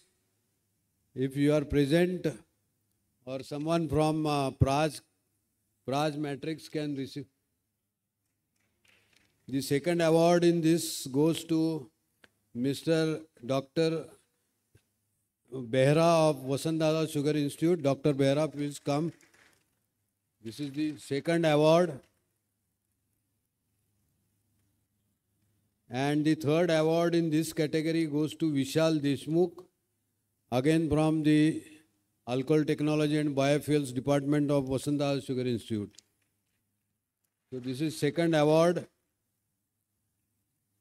to Dr. Behra and his team.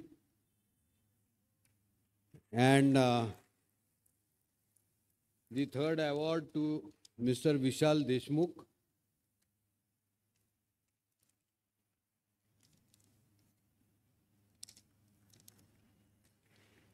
Under the theme Environmental Sustainability in the Sugar and Allied Industry, we have 2 awards. The first award goes to Deepa Bhandare. Deepa Bhandare of Datta Shirol SSK, or someone from Datta SSK if you are present. Deepa Bhandare, I think she has left.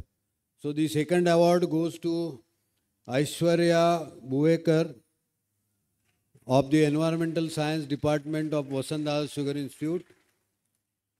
Bio-extraction of bacterial cellulose from the sugarcane bagasse.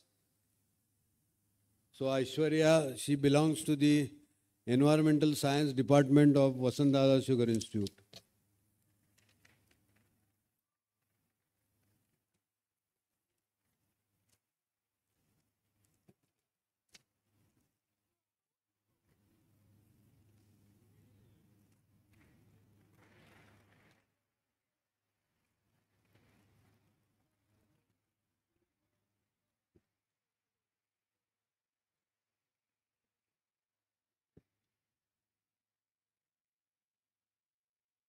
So this completes our award distribution ceremony. This was the last event of the function, and I would like to thank the dignitaries on the dais for sparing their time and distributing the awards. I would also like to thank all the audience, all the guests, all the delegates who were present for this function. And with this, we close the third international conference at VSI. Thank you very much.